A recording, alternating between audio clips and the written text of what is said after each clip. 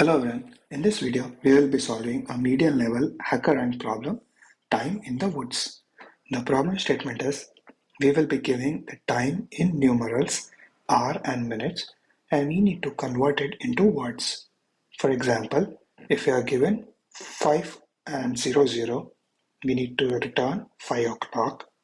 If we are given 5:30, we need to return half past 5.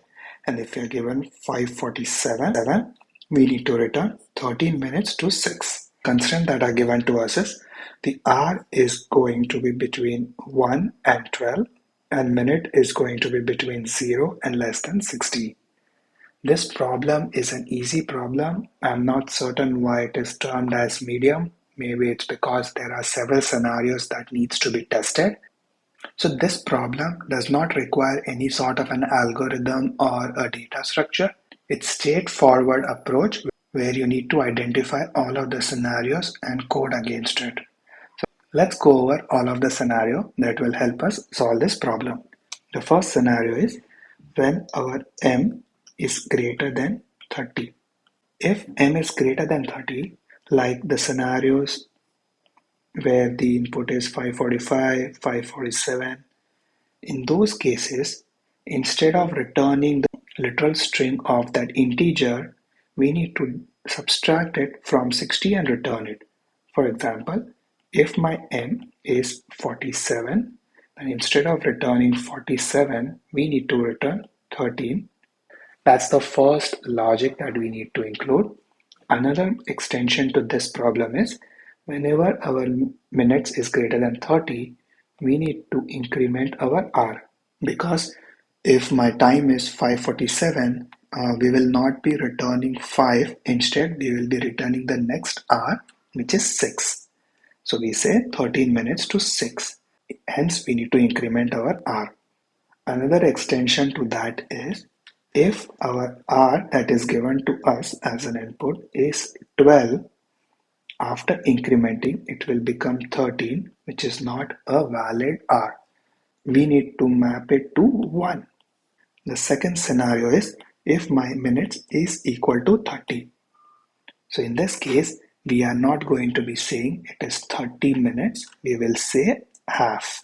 If you look at this example, where the input is 5 and 30, we say half past 5.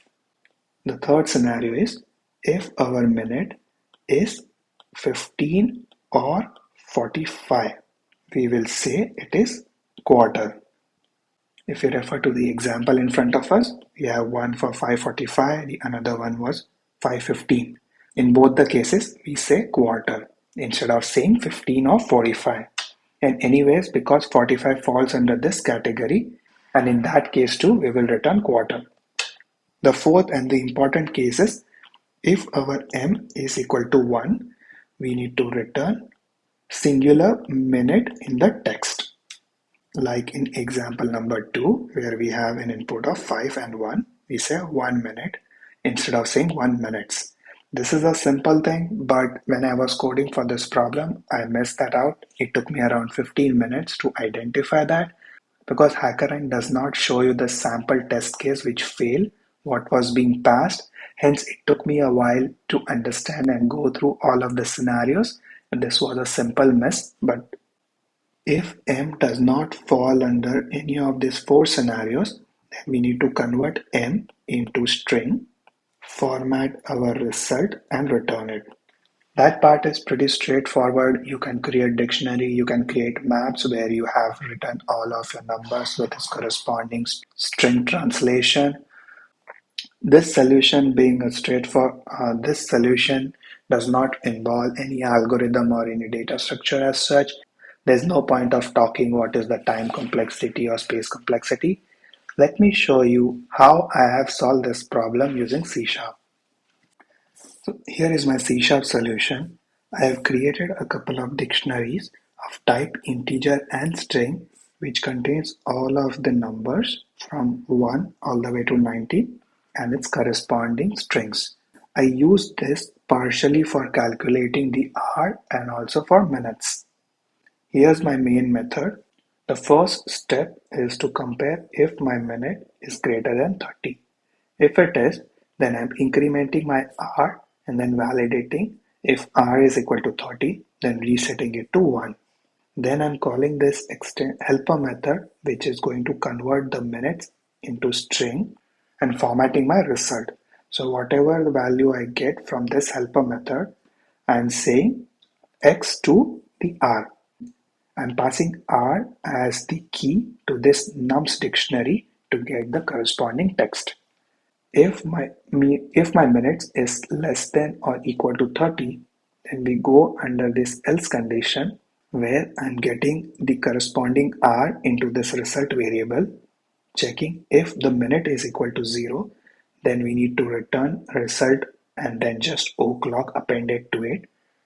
If my R is 5, I will say 5 o'clock.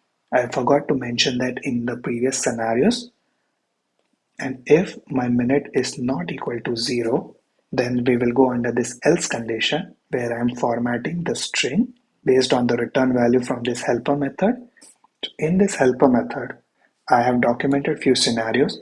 If my minute is greater than 30, we are subtracting minute from 60. If minute is 30, return half as my output. If it is 15, we will return quarter. If m is equal to 1, I will say 1 minute. If m is less than 20, then we can directly use the dictionary that we created above and format our string. Else, I am extracting the tens and the units place and then formatting the string. Thank you for watching this video. I hope you were able to understand my explanation and this source code. This source code is available on my GitHub repository. The link will be there in the description below. Feel free to check that out and I will see you in the next video. Till then, stay tuned and keep coding.